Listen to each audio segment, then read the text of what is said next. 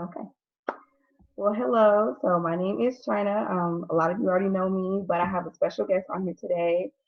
His name is Caleb Curl. And Caleb, just tell us a little bit about yourself, what you do for a living, and maybe a little about your journey on how you came to know Christ.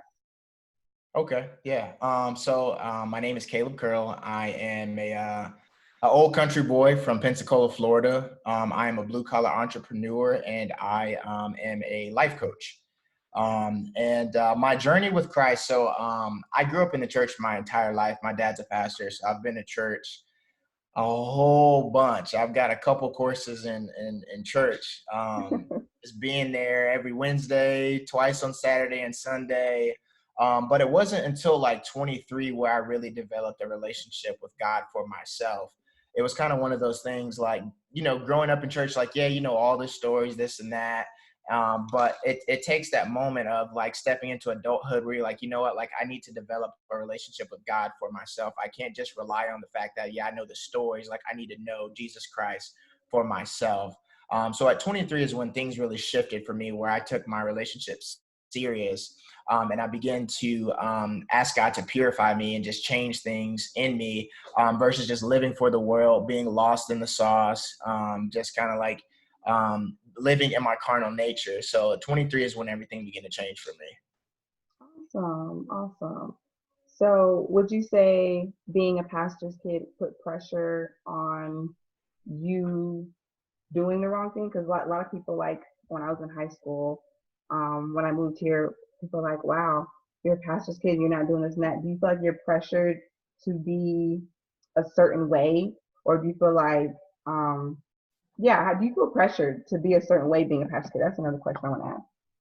I used to growing up, it was a lot of pressure just because everybody see who your parents are and they expect like you to be at that same level, but they don't understand that, my parents weren't always where they are, and it's Mm, like as a child, they put you on that same kind of like pedestal in a way and mm, try not to give you room to grow. But one thing I really admire about my mother is my mother was good about separating like our church life from our personal life. So it did allow me a room to grow and to be a kid, to make mistakes. So like most of like my mistakes and being like your typical, where they say like preachers' kids are the worst kids. I think I got that out of my system when I was in high school. I kind of went through this phase, like just being mannish. mm.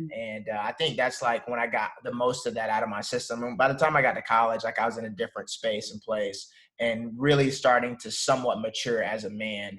But yeah, definitely felt a lot of pressure. That it's a lot. A lot of people don't think about like what it is like being a preacher's kid, and the Yeah, eye is constantly on you. People have these expectations for you that you don't even have for yourself yet, because you're a kid. right. That's Yeah. good. That's good. So what I really called you for was to get down to this concept of if I have this certain appeal that the world, honestly, the world has um, coined a baddie. I can get a man. Okay, I'm gonna get my husband. I'm gonna get my boo. Because if I Yeah. look good, that's gonna get my man of God. It's so sad because there's women in the church who really believe that showing a little more, doing a little more is going to attract a man of God. So you being a man of God, okay, not a perfect man, but you were truly trying to follow Christ. So first question I want to ask you is, as a man, what do you define attractive? Ooh. Um. That's a what do I? Someone who is um whole, right? So they're actively in a place. We're constantly going to be a work in progress, but they're putting in the work. Because I feel like we all have a past. We've all made mistakes. But you're whole in the sense where you have put your spiritual foundation first, right? And Mm, then the rest follows after that. So you got God first in your life. You're working on just developing your relationship with God more and more. He's in you. You're following and understanding your purpose. So your spiritual foundation is set. You have an understanding of who you are. You know yourself. You understand what love is by your relationship with Christ. And then somebody who's working on their mind, they take care of their body. But yeah, I've been there, done that, chasing the whole like half naked women that you see on Instagram and like being in awe of that. And I realized like, man, it's not it, because it's all just superficial. It's all looks. Mm. You know, so once you actually meet those people and you talk with them, and I'm not saying this about like all those women that are on there, but Yeah. I've talked to some women who are very into themselves, in the sense just all they care about is their body. And Mm. then in the conversation, like we have nothing to talk about because there's Right. no spiritual foundation. Like all that you have is just your looks in your body, you know, so we can't hold a conversation. Like spiritually, you can't do anything for me, you know. And as a man, I think, Mm. and looking for a wife, we leave our mother and our father, and then specifically to hone in on our mother, because our mother is a safe haven for us. Like Mm. our mother is the first connection of like how we understand emotions. When we're crying and we have those moments, we don't go running to our dad, we go running to mom, you know, because we need that safe haven, we need that safe space as men. So the same thing with a wife. I'm looking for a wife. I'm looking for a safe haven, somebody I can confide in, someone I can trust. Like looks are one thing, but I understand as a mature man now that looks fade. You know, Mm. through life, like you just never know what may happen. But if all you do is fall in love with how somebody looks, you'll never truly get to know and love that person, because it's superficial. You know, you just look at them like a car. In the beginning, like you get a new car, you get a new toy that's fancy, it's fun, it's exciting, but after a while it gets old, and then now you're on to the next thing, you know. Mm. So it's like digging deeper and getting down to the roots. That's really good. And that's the thing for like women who are looking for a man that's like, oh, he looks like this, he's 6'2", he's this and that. But at the end of the day, like, first of all, is he praying? Does he seek the Lord? You know, things like that.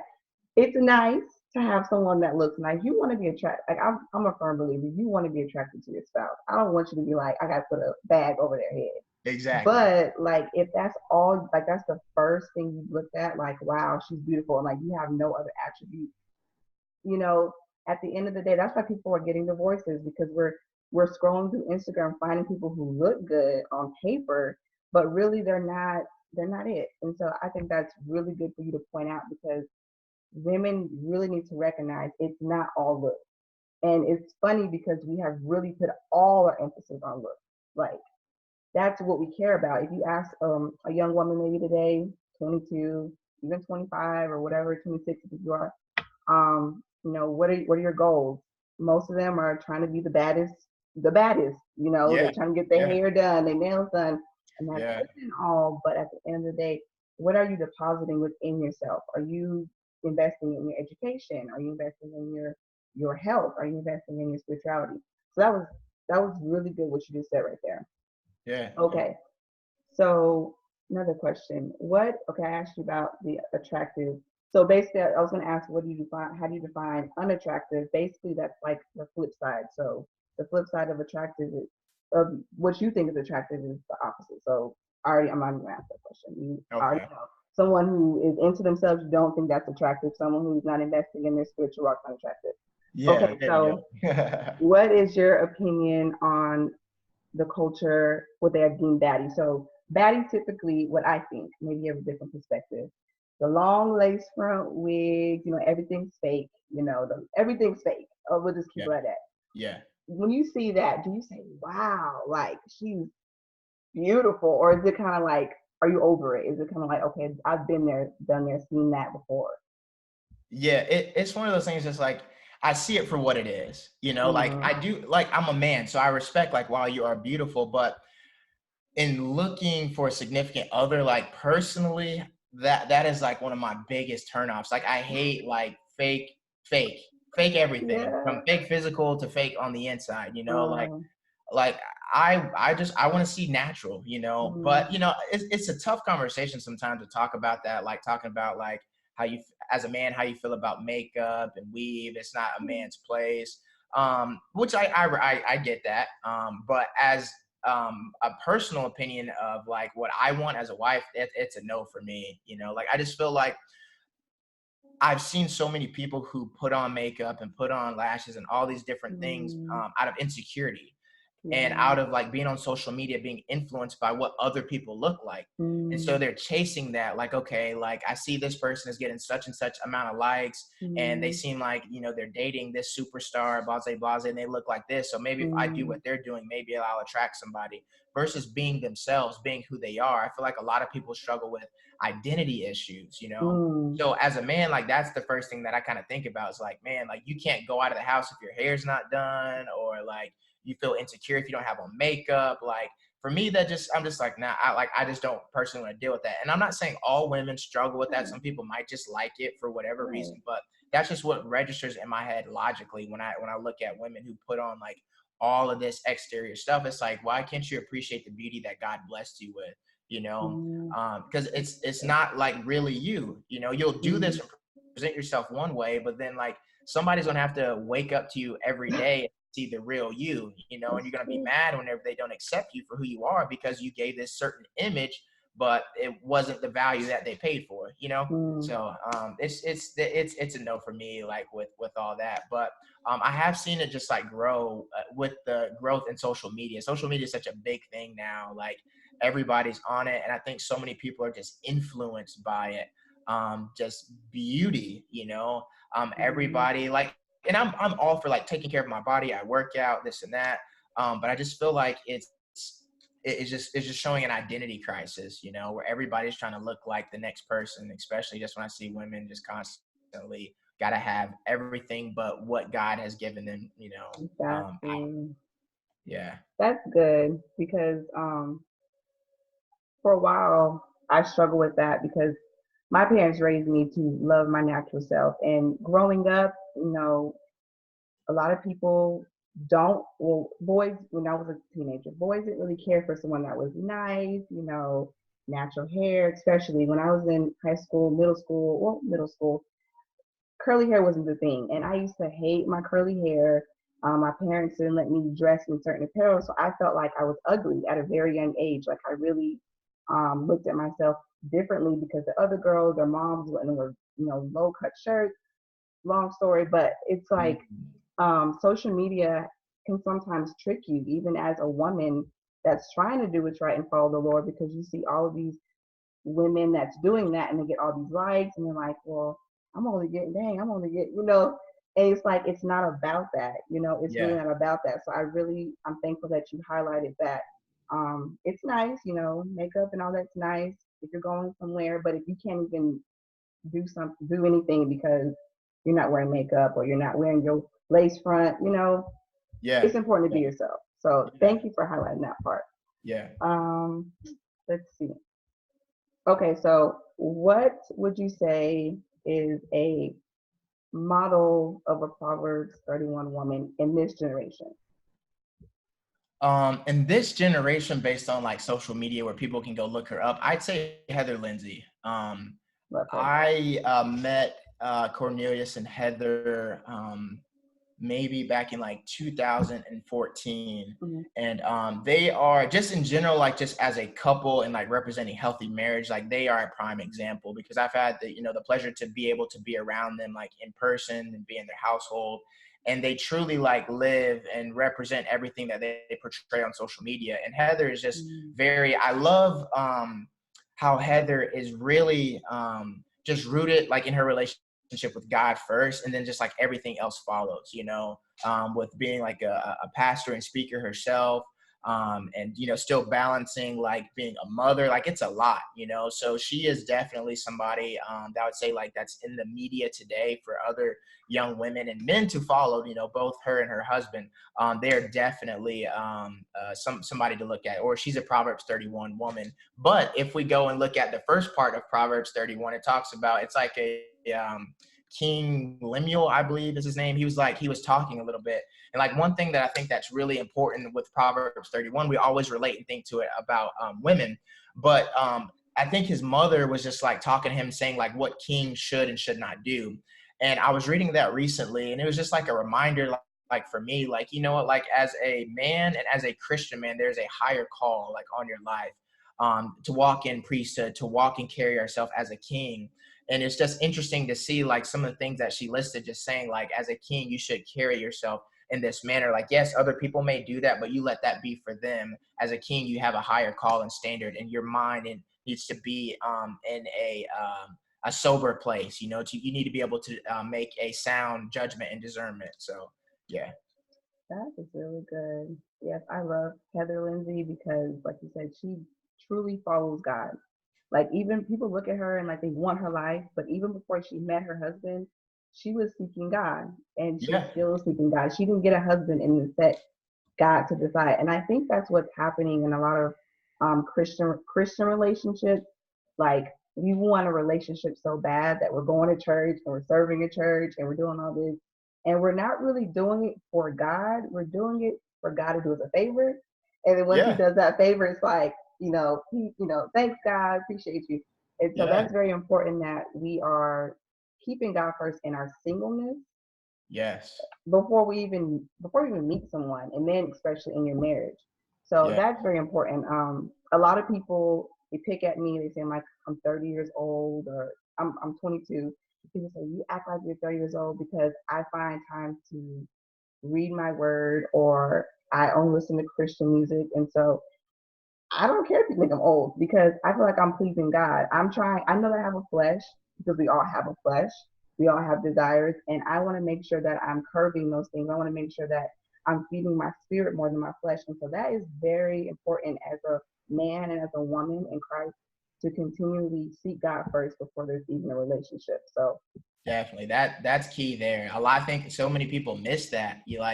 I just think in today's world, most people live in their carnal nature. They just live with their mind and their body, and they forget that they have a spirit. mm, So there's no foundation there. And people wonder, like, why are things not going the way that I want them? And then people will seek God, but it's like pimping God. It's just like, God, I just want you mm, so you can give me your favor and your blessings, versus having a relationship that's double, in the sense that, like, mm, I'm giving and you're giving. It's yeah, just like take, like, God, give me blessings, give me glory. So when you have that relationship with God, you take that same mindset into whatever relationship that God gives you over to from your lust, just because you're craving mm, it. Romans talks about that. God will give you the cravings and your heart's desires, but wherever you're at, that's what that relationship is going to reciprocate. And so I think that's just important for, like, us to remember as believers, that our focus is to be a light. Like, our mission here is to be a light and to lead other people to Christ. Like, marriage is great, but it is not a guarantee. That's not why we're here. mm, But we get so lost and caught in that because of what we saw growing up, all the Disney movies and the fairy tales of love and all these mm, things. But that's Hollywood giving us knowledge, not the Bible. If we go read and look at our Bible, like, it's a totally different concept, totally different message. It's okay to be married. It's okay to desire to be married, but first be married to God first. ooh, So that right there. That is so good. It's not a guarantee. And that's what I tell my mom this all the time, and she knows this, but like I'll tell her that and she'll kind of get mad at me, like, don't say that. Cause it's a mother's, dream for her daughter to get married. But I'm yeah, like, want some Mom, grandkids. yeah, it's like, that's not a guarantee. Like, there are a lot of people who the Lord has taken them home and they didn't get married. So Yep. my focus is like, Lord, help me to be who I am supposed to be in you first. Because as Kobe Bryant, so many people are leaving. It's not just Kobe, it's other families that have to Yeah. deal with that. They're leaving. And his daughter was 13 years old. So obviously marriage wasn't promised for her.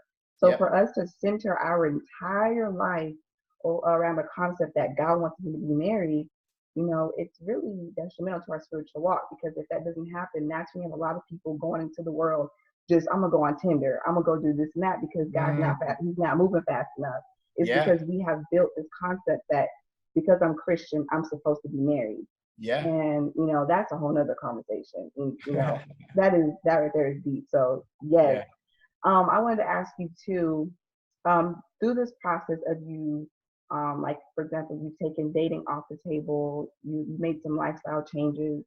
Um, how has it been being isolated in certain situations? So I know that everyone's like, not for me from college, is like, hey, what's up, Kaylee? Probably looking to like, because you're not doing the same things you did in college or in high school. So how do you deal with isolation? I know that you were saying you moved to a different city.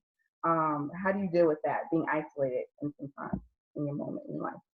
Honestly, it was extremely tough for me at the beginning. And when I first, like, moved away, like, I found myself, like, being drawn back into those same cycles of what I was in before. And I immediately was just like, you know what, like, I have a heavy conscience, so because I know the right thing. And then when I, like, go off and do something the next day, I'm just like, oh, why did I do that? I know better. So I was like, you know what, like, I gotta figure this thing out. Like, being single takes work, just like everything takes work. Being married Yeah. takes work. Like it's a focus because from the time that we're brought into this world, we're constantly having a social connection. That's just a human need, right?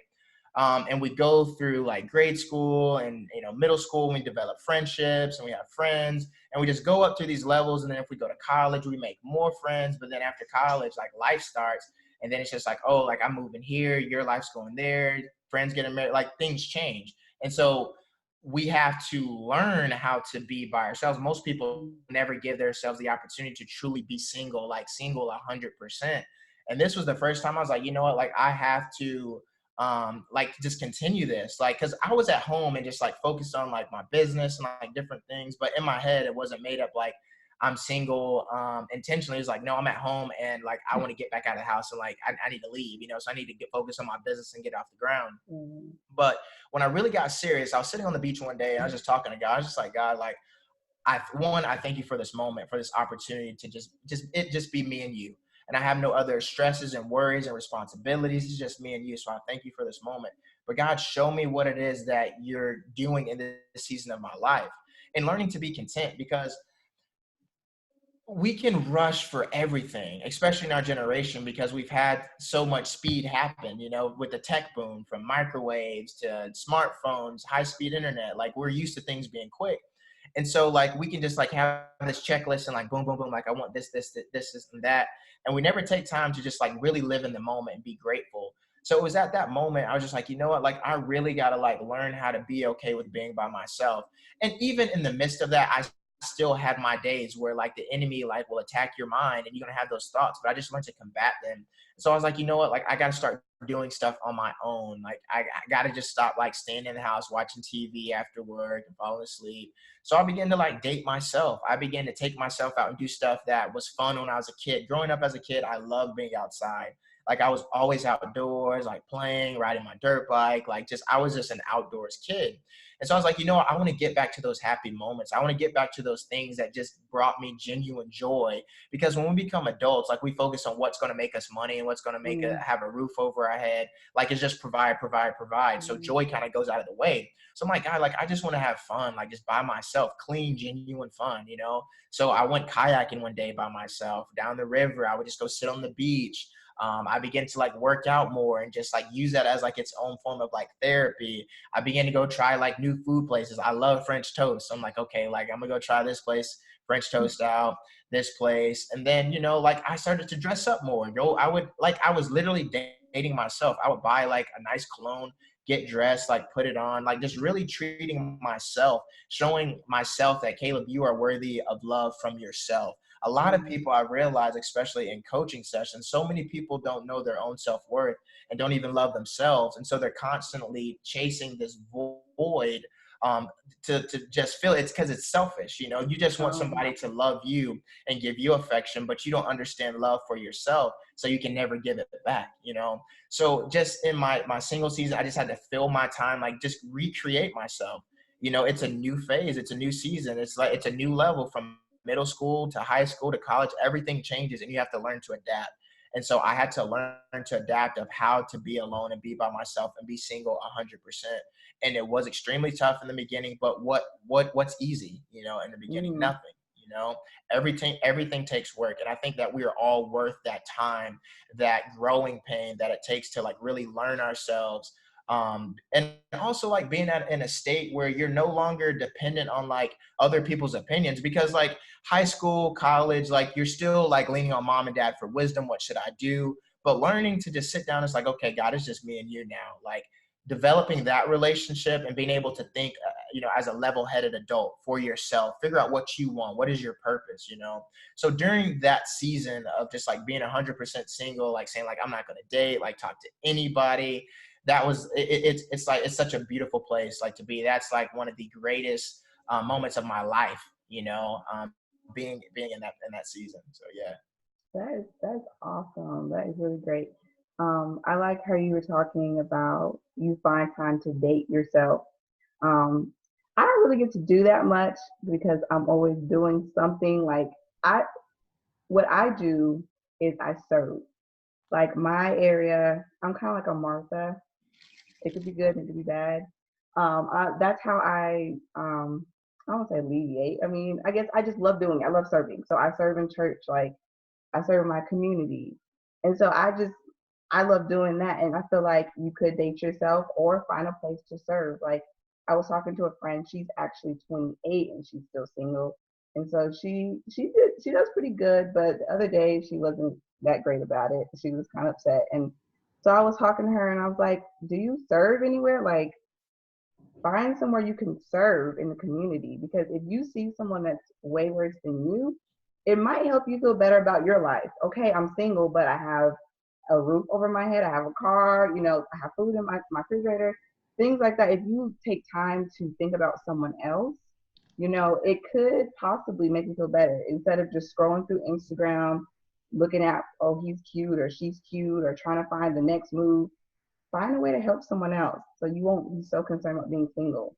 I thought that Exactly. was really Yeah, good. I like that. That's good. That's really good. That's really Yeah. good. And I like what you said about loving yourself. I think we get it so confused. You think that if I'm in a relationship, then I'm gonna love myself because I'm loved by someone. But what you don't realize, or we don't realize, if we don't do the work now as a single person, we still got to do the work. It's just gonna be with another person, and then it's even more Exactly. messier. Yep. And then more than likely, if you didn't love yourself, you're gonna be with someone that has that same type of energy or emotion about themselves. So here you guys coming together, both not even sure how to love yourself, and you still have to fix it. And then that's when you have divorce, because you didn't take that time. Like you said, it's never going to be easy. So you might as well take that time when you're single. Yeah. So that Very was true. really There's a reason when you're on an airplane, they tell you to fix your mask first before you help anybody else with theirs, you know? good. That's So, so true. yeah. Let's see, another question. This is really good. This is really good information. Let's see. Okay. So let me ask you this. This is solid. This is one of my favorite questions. How much do you value accountability, and do you have accountability?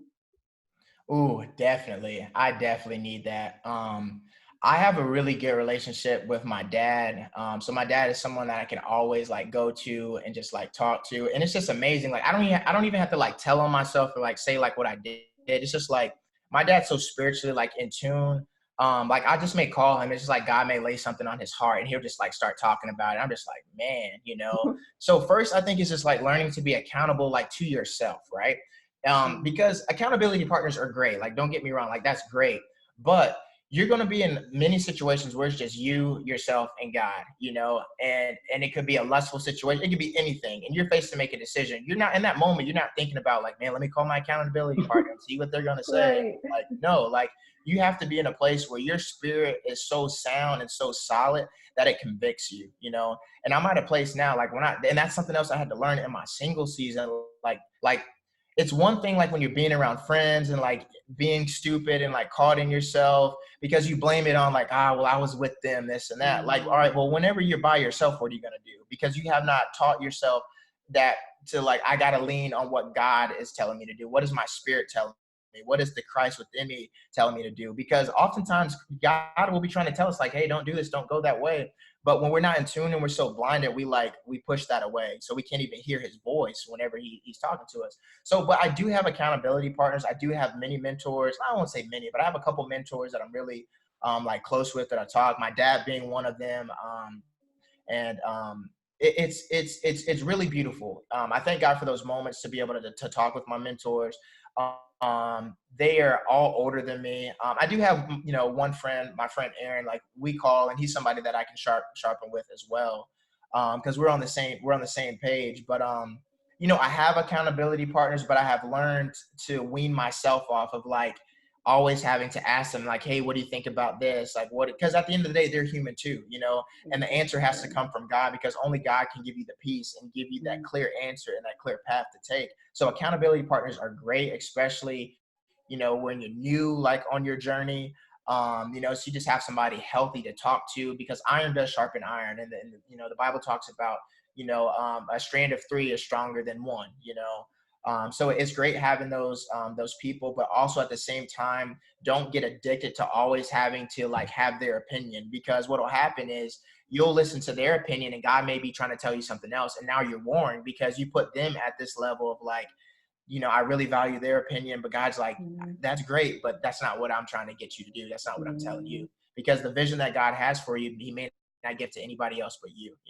So that was a part of my life that I had to learn because I was so used to just constantly like getting advice from my mentors, like, what do you think I should do about this? Should I do this? Should I do that? And I was making choices and decisions based off of human thought, human rationale.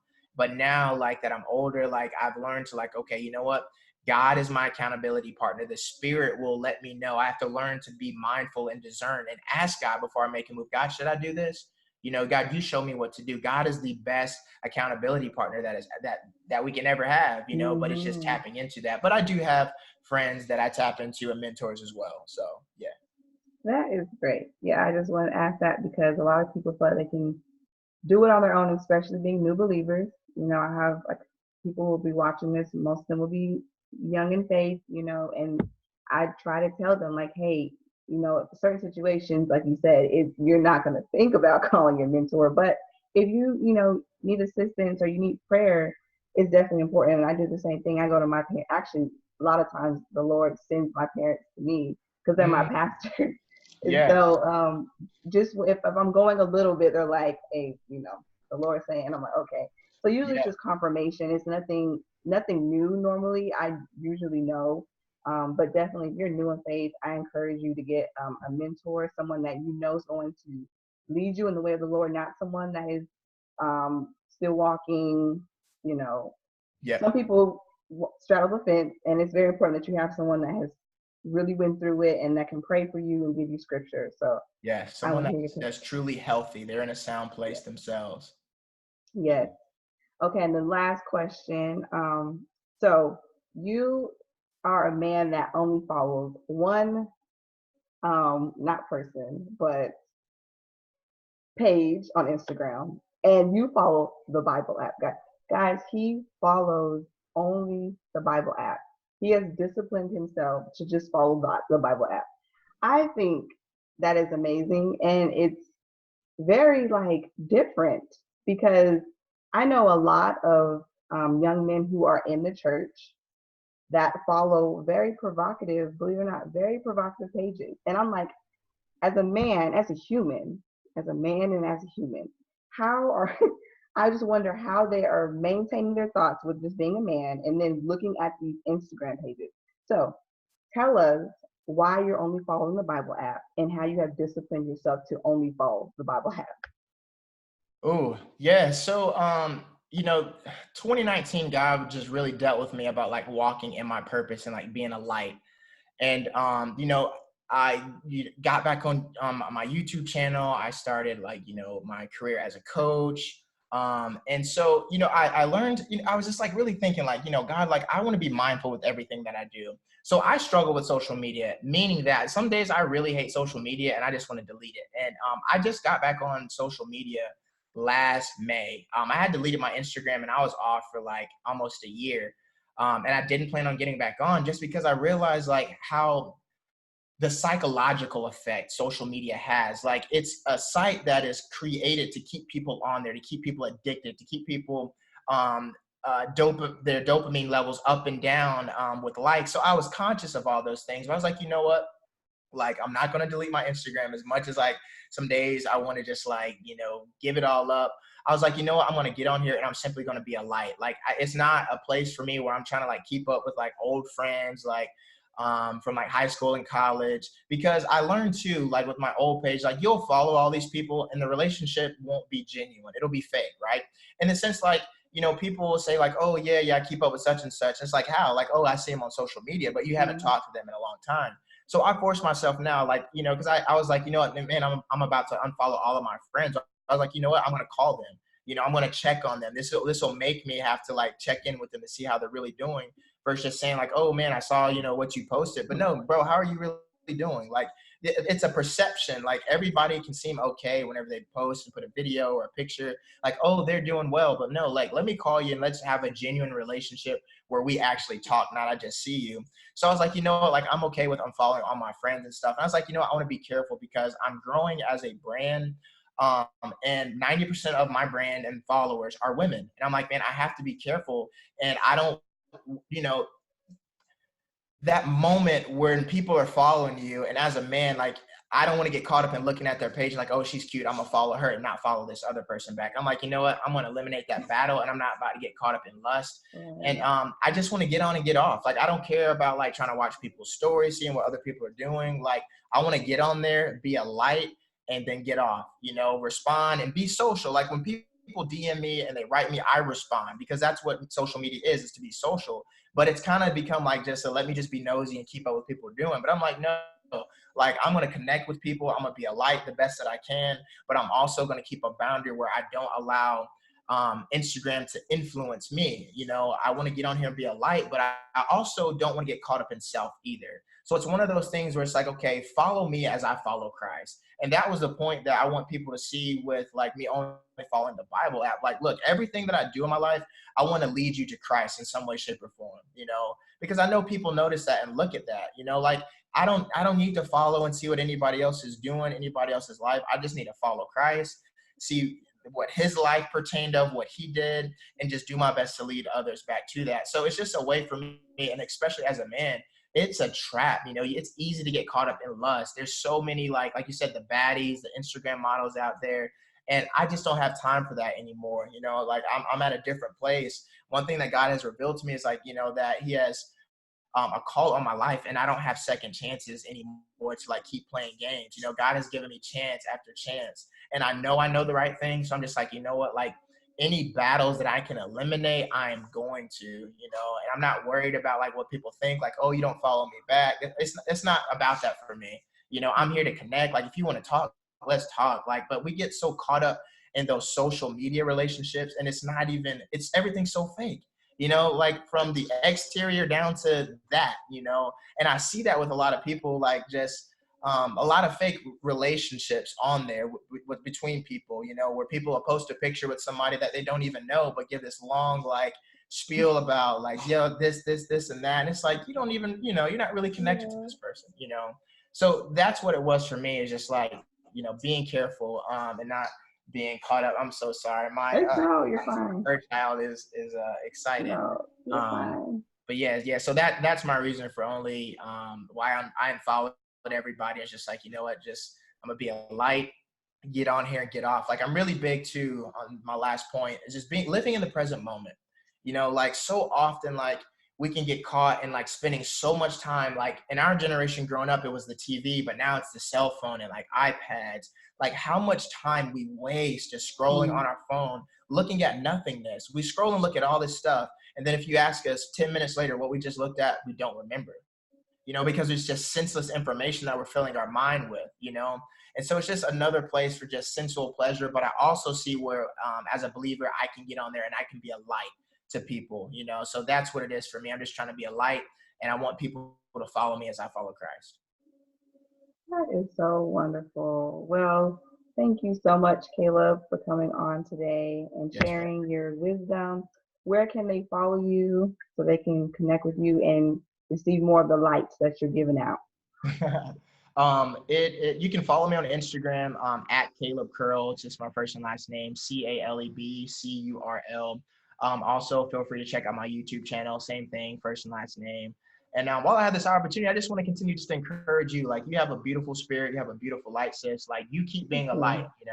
Thank you. I know the journey can be tough, especially that we relate on the level of being PKs. But keep doing what you're doing. Just the fact that you reached out to me to do this says a lot. And you have a lot in you. Continue to allow God to use you, and you continue to be a light. You continue to serve. You have a beautiful spirit, and just don't allow anybody to downplay that. I know a lot of people in today's world will, someone like you, they will say all kind of like, she's not this or that, like you said about your insecurities growing up, about natural hair. Like, throw all that out the door. You are in a beautiful place. Allow God to just continue to flourish in your life. We need more of this. Amen. Thank you. Amen. That's awesome. Yes, ma'am. Well, this concludes our video for the day. I hope that you all enjoyed it, and we'll have some more coming soon. Thanks for watching.